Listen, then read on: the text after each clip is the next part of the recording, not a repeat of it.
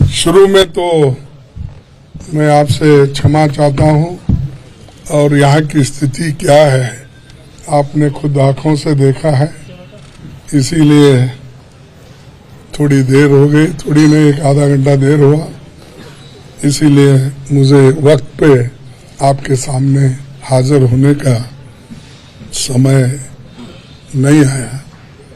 तो इसलिए फिर एक बार मैं आपसे माफी मांग के अपने शब्दों को आगे बढ़ाऊंगा।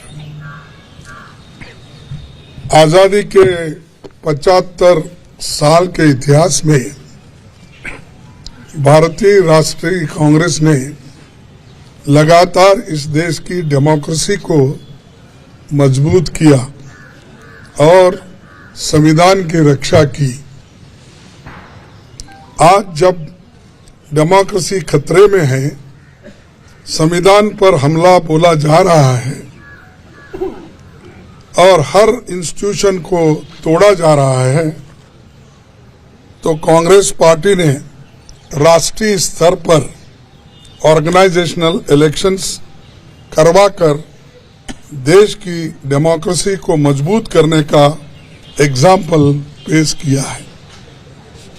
कांग्रेस प्रेसिडेंट के चुनाव के सफल आयोजन के लिए मैं पार्टी के सभी डेलीगेट्स, सीनियर लीडर्स, वर्कर्स और जो कोई भी इस कार्यक्रम से जुड़े हैं उन सबको मैं धन्यवाद करता हूं।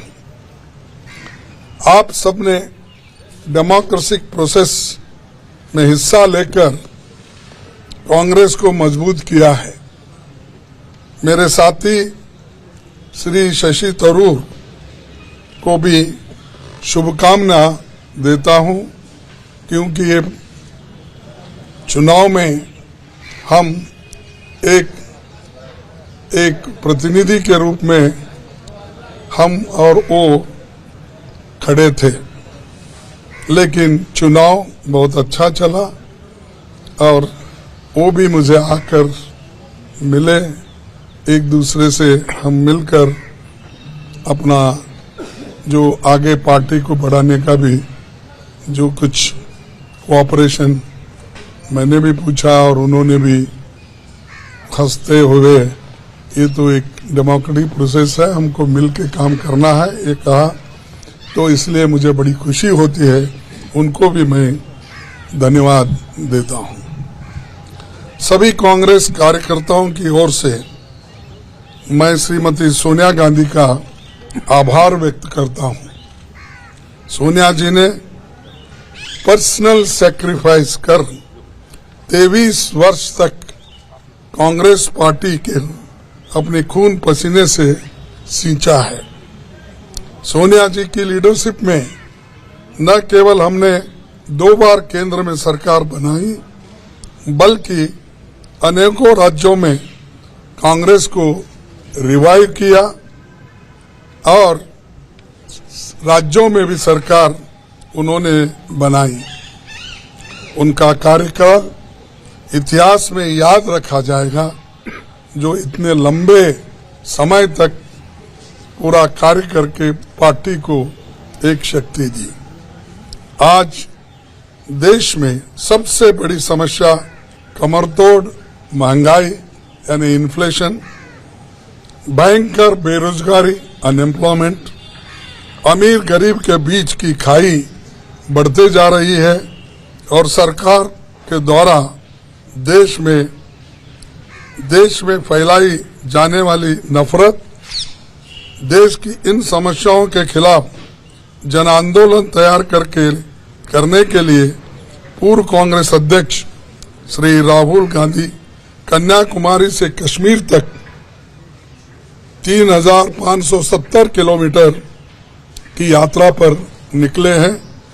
आज पूरा देश उनके संघर्ष से जुड़ रहा है।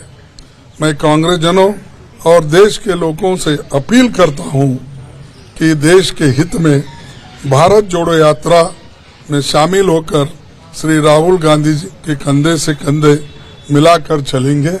उन्होंने मुझे 1 घंटा पहले मुझसे उन्होंने कहा कि आपको अभिनंदन, आप कांग्रेस के अध्यक्ष बने हैं और मैं एक कांग्रेस के सिपाही के नाते काम करते रहूंगा और आगे बढ़ेंगे सब मिलके, ऐसा उन्होंने मुझसे कहा। इसीलिए मुझे बड़ी खुशी होती है कि वो पादयात्रा में रहते हुए वो अपना थोड़ा सा समय मेरे लिए उन्होंने फोन पे बिताया, इसलिए मैं उनका भी धन्यवाद करता हूं।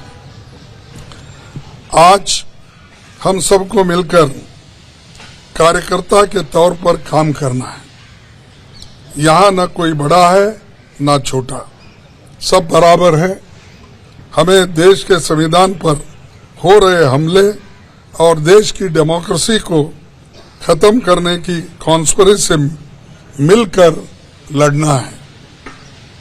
हमें फैसिस्ट ताकतों से लड़ना है जो कम्युनलिज्म का चोला ओढ़कर डेमोक्रेटिक इंस्टीट्यूशन पर अटैक कर रहे हैं। हम संगठन को भी मजबूत करेंगे और इन चुनौतियों से भी लड़ेंगे। दिल्ली की सत्ता पर बैठे हुए हुक्मरान सरकार बातें तो बहुत करते हैं पर काम कुछ नहीं होता और असलियत में उनके चरित्र को 4 शब्दों में अगर मैं बताऊं कि ये है खोखला चना बाजे घना, तो ये उनका काम है।